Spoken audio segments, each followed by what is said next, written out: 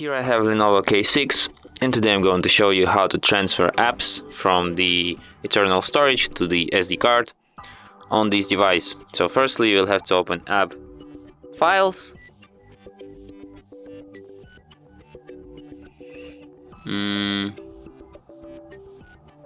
File Manager, I guess. Then go to Apps.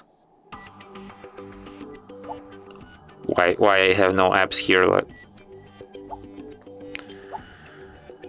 Okay, internal storage. Let's find some apps here.